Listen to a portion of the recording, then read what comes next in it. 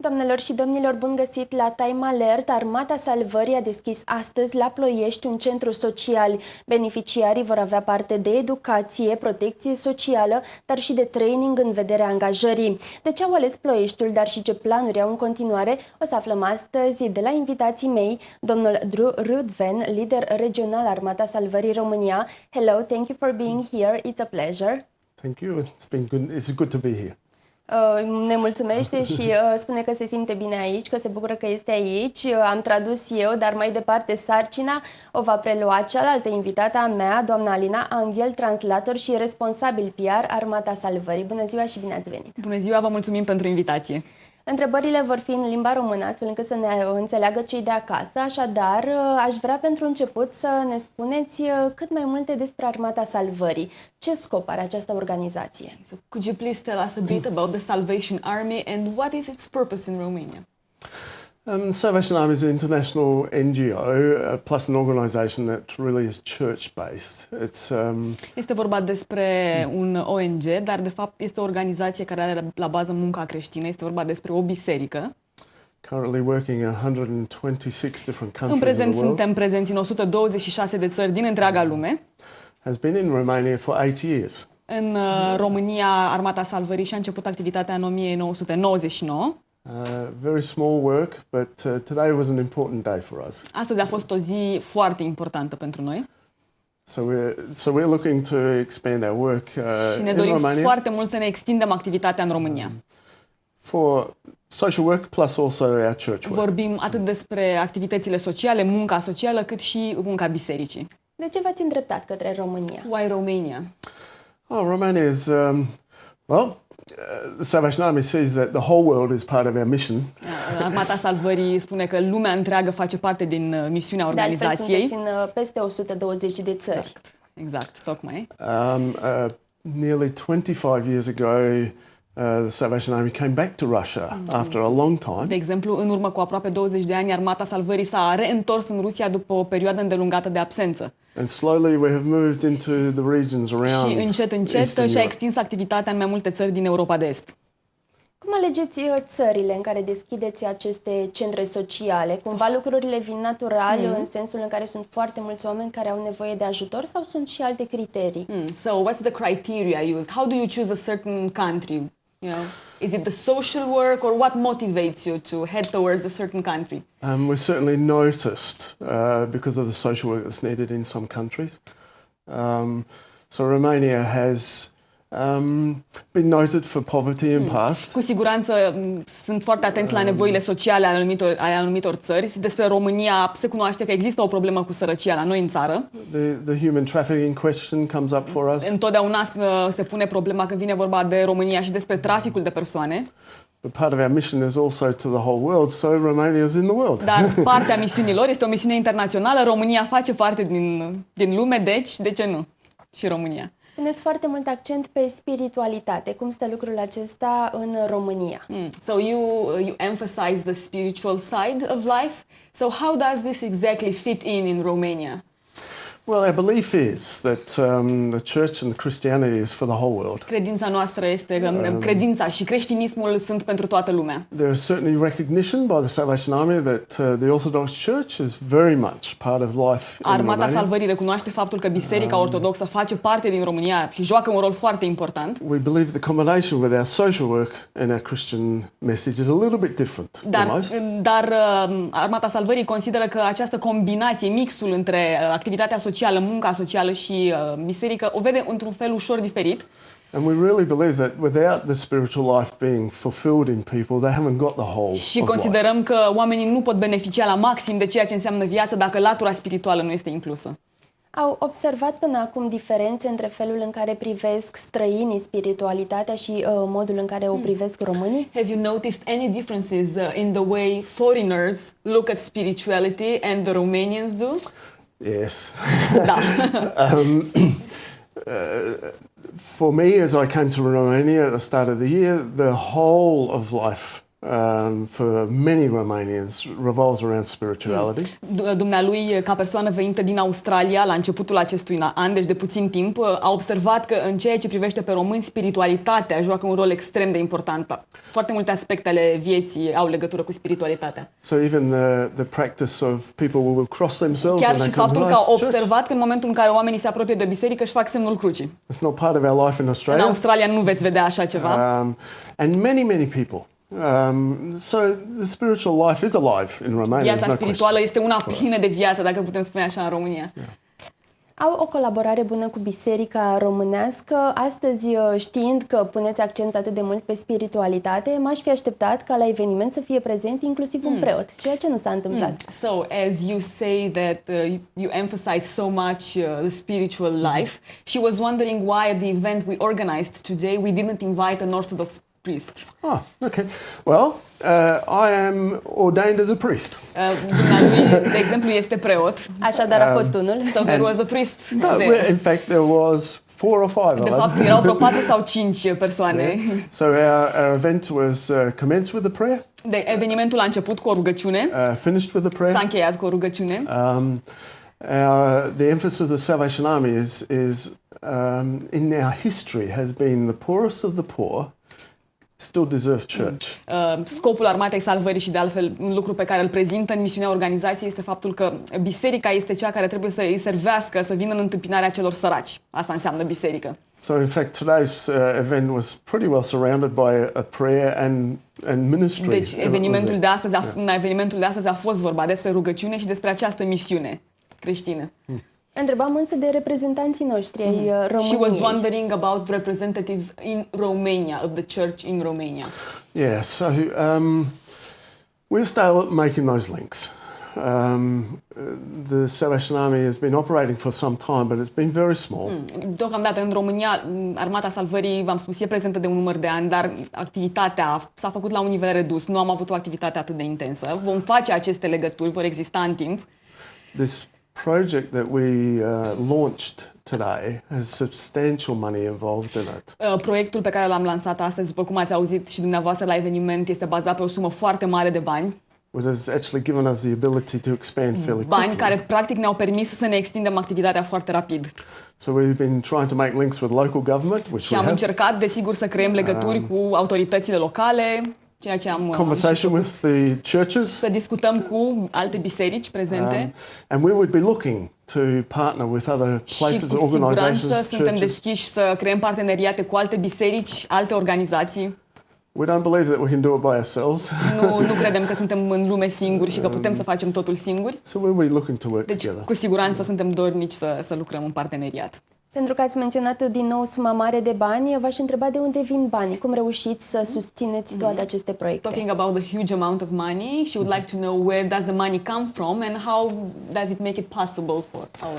So it's part of the EEA grants Este from vorba Norway. despre un grant din partea Norvegiei, dacă ați auzit de așa numitul EEA grant. Salvation Army in Norway is a substantial Armata organization. Salvării din Norvegia este o organizație foarte mare și foarte vizibilă. So they've been working with the Norway government and EE grants. Iar Armata Salvării din Norvegia, în parteneriat cu guvernul norvegian și acest fond care oferă granturi, And the title of the project is Alleviating a Poverty. oferit această sumă de bani pentru un proiect care se numește chiar Proiectul de combatere a sărăciei. So through the Norway grant system, we've got a substantial amount of money. Deci, prin acest sistem de proiect norvegian am reușit să intrăm în posesia unei sume foarte mari de bani, But it's shared by other organizations as well. dar, bineînțeles, și alte organizații beneficiază de pe urma acestui fond. Fiecare organizație are o filozofie. Care este filozofia Armatei Salvării? Each organization is based on a philosophy of life, so could you please share what is the one of the Salvation Army? Sure. I mean, it's their belief that everyone can be exposed to, first of all, Christianity. Credința noastră este că oricine poate să fie expus creștinismului, să vină în contact. Right from our early history, it was our belief that you cannot preach to a person with an empty stomach. Încă de la bun început, filozofia lor de viață s-a bazat pe faptul că nu poți să vorbești oamenilor despre Evanghelie dacă oamenii sunt flămânzi Or if they don't have a roof over their head sau or dacă nu au un shelter. acoperiș deasupra capului, nu au adăpost. That the quality of life is part of our Christian faith. Și că, până la urmă, calitatea vieții pe care o trăiești face parte din credința noastră creștină. So philosophy actually comes out with our beliefs in Christianity that Deci, says filozofia noastră de viață se împletește cu credința noastră, ca și creștini, we believe that Jesus calls us to look after other people. și considerăm că Iisus Hristos ne cheamă și ne cere să avem grijă de semenii noștri. And our early days in London played this out very well. It was very poor in London. În momentul în care Armata Salvării s-a înființat în Londra, în urmă cu mulți ani, în urmă cu aproape 150 de ani, oamenii cu care lucrau erau oameni foarte săraci. And so this welfare work and Christianity in church Iar această muncă socială împletită cu biserica, cu creștinismul, s-au combinat foarte bine și au dus la această filozofie. Aici, la Ploiești, la Centrul Social pe care l-ați deschis astăzi, ce se va întâmpla? De ce servicii vor beneficia? Can you please tell us exactly what are the social services that will be provided at the Ploiești Center that's open today? Already there's been some food programs that have been running in Avem Ploiești. niște programe de hrănire pe care deja le-am pus în aplicare și acum se vor extinde. And we are looking to bring some computer teaching to children. Vom preda niște lecții de calculatoare copiilor. There's a homework after school Îi vom ajuta program. în sistem after school la teme. There's also attached to that some schooling and classes that will run for children that particularly can't quite fit into the normal system. De asemenea, vom desfășura cursuri pentru copiii care nu se integrează în sistemul de învățământ de stat. There's a medical clinic that will start there soon, Vom porni în foarte scurt timp o clinică medicală particularly directed towards people who can't afford the normal system. care se va adresa în special nevoilor persoanelor care nu își permit să beneficieze de sistemul asigurărilor de sănătate. There's other plans that we have that are still being developed Există și now, alte planuri la care încă lucrăm. that will involve a lot of children's work, particularly with Roma families. Este vorba despre în special munca cu copiii, în special familiile de etnie romă, But it's not exclusive. dar nu este vorba Roma doar families. despre ei, nu este numai pentru programul, nu este doar pentru familiile rome. We don't want to create another exclusion. Nici într-un caz nu ne dorim să creăm o excludere și mai mare. So it's children's based, most of it, with expansion to the parents. Activitatea se adresează în special copiilor, dar dorim să o extindem și către părinții acestora. Part of the program that is developing a little bit slowly is a work education skills-based program. Vrem să punem în mișcare un program de educațional, dar și un program de educare a abilităților, să le dăm oamenilor abilitățile necesare pentru a se integra pe piața muncii. So we're hoping to expand and help people with their work skills. Deci vrem să-i ajutăm și în acest domeniu pe oameni, pe măsură ce ne extindem. Some of our social workers will make contact with employers. O parte dintre asistenții noștri sociali vor crea legături cu angajatorii To see if we can actually și match să vedem dacă people putem into the work. să găsim oameni beneficiari din programele noastre care pot fi integrate pe piața muncii. Lucrul acesta s-a întâmplat în Iași, spre exemplu, unde ați avut activitate și dacă da, care au fost rezultatele? Has this already happened in Iași, where we already work, and if so, what were the results? Yes, it has been working in Iași. Been working in Iași since February. În Iași, într-adevăr, centrul despre care ați vorbit s-a deschis la sfârșitul ianuarie și a devenit operațional în februarie. Într-adevăr, se întâmplă deja lucrul acesta acolo. The classes for after school and the computer Avem classes. programul de after school, unde sunt predate lecții de calculatoare. The computer classes are going slower, but the after school program, the Lecțiile de homework calculatoare merg programs, mai greu, însă cele în regim after school, unde sunt predate materiile de bază, se desfășoară foarte bine. they're doing very well. Rezultatele sunt semnificative. We hear stories of the children getting significant teaching and recognition that they are people that actually could fit into the normal school system as well. Colegii noștri de la Iași chiar ne-au povestit despre niște exemple concrete ale unor copii care, venind la centru și beneficiind de aceste programe, au reușit să se integreze mai ușor, iar rezultatele au fost semnificative. The employment programs that we're talking about in Iași take a different form. Programul acesta legat de locurile de muncă din Iași va avea o formă diferită decât cel de aici. The medical center is working well. Acolo însă clinica medicală a fost deja deschisă și funcționează excepțional. Persoanele de etnie romă, unele dintre cele cărora vă adresați, sunt din păcate extrem de discriminate în România. Aveți de gând să lucrați și în direcția aceasta? Vă referiți la munca cu societatea? Exact, cu societatea înconjurătoare. So we all know that the Roma people are excluded in Romania. They are very marginalized by the society. Do you have plans to maybe work with the society to change these beliefs and stereotypes. Yeah. We're a small organisation, but it's one of our principles is that. Suntem o organizație mică, dar unul dintre principiile noastre este acesta. Salvation Army in Australia talks about reforming society. Armata Salvării din Australia vorbește despre reformarea societății. We bring that knowledge with us. Noi aducem aceste cunoștințe cu noi. The Reformation Society and inclusion for all people is part of the principle that we Reformarea work from. societății și incluziunea pentru toate persoanele face parte dintre principiile Armatei Salvării. So the International Mission Statement of the Salvation Army includes non-discrimination. Deci non-discriminarea este chiar prevăzută în statementul organizației la nivel internațional. As we hope the Salvation Army will expand in Romania, we could get this message out there. Sperăm că Armata Salvării se va extinde în România suficient de mult încât să putem să transmitem și acest mesaj. Vorbeam puțin mai devreme de finanțare. Aceasta este asigurată pentru program până în 2017, după care Armata Salvării vrea să se autofinanțeze. Cum veți face lucrul acesta? So we have funding available up until 2017. After this, we want to support ourselves. How will this exactly happen? Well, two ways.